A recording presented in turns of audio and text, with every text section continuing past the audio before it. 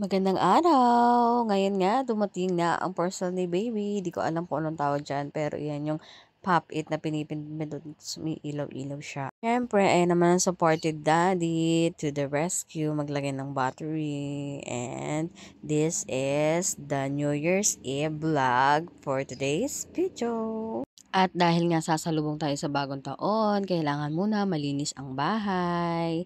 Kaya walis-walis muna tayo. At habang nagwawalis nga ako ay nag-request na ang baby na ayusin na daw namin yung mga prutas sa table. Kaya isiningid ko muna ang pag-aayos ng prutas. Much better para may makatulong nga ako habang nag-aayos. Nilagay na ang mahiwagang bilao. Nilip ko nga ang daddy namin dahil kung kailan bagong taon, saka ko naman naisipang papintahan yung kusina dahil nga napaka-dilim. Meron kasi kaming kaunting pinta na natira nung pinagpinta namin dun sa may sala. Sayang naman kung hindi gagamitin, baka tumigas lang.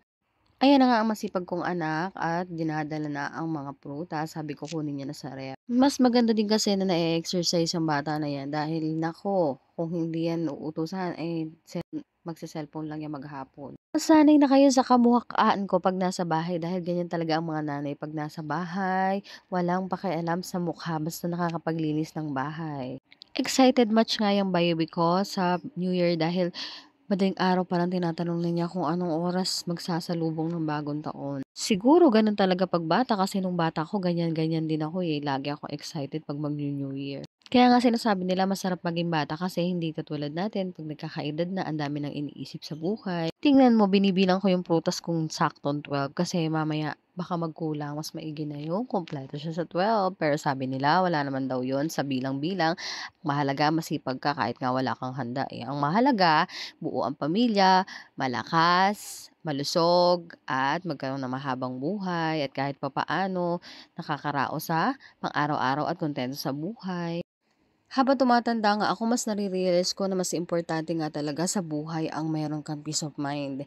Di bale ng di pa siguro pangalawa, pangatlo na laang yung pera, pero sa totoo lang ang pinakamahalaga sa tao ay yung masaya ka sa buhay mo at i-appreciate mo lahat kung ano man ang merong blessing na dumadating sa buhay. Ayan, sinipid ko ulit si daddy at hanggang ngayon ay hindi pa siya tapos, pero sabi naman niya kaya daw today.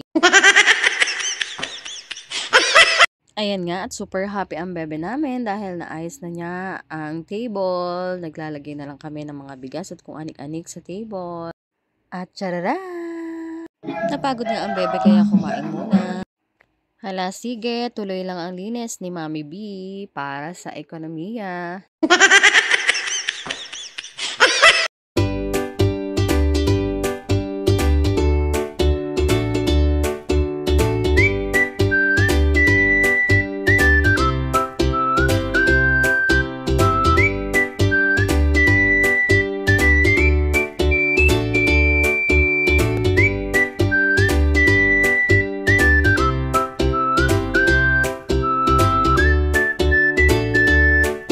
Sinilip ko nga ulit ang aming daddy at hindi pa siya tapos.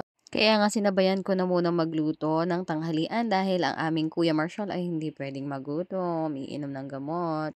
At sa pagkasipag nga ay naisingit pa rin ang pagwawali sa harapan. Ito naman kasi mga birdie-birdie naming alaga ay napakaraming laglag ng mga birdseed. Habang nagluluto nga ako ay nalinis ko na rin ang kwarto.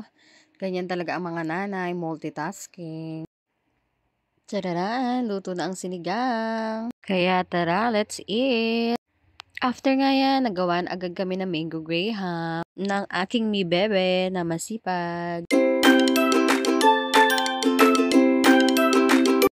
Nagpalutang nga ako ng kaunti na hindi nawawala yan sa hain tuwing magbabagong taon. Ay, si bebe pala ang nagbilot niyan. At ayan na nga, kumukulo na.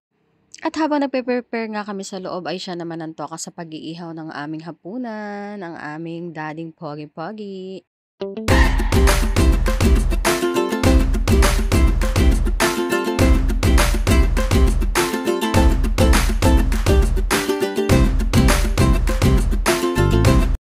And that's all for today's video.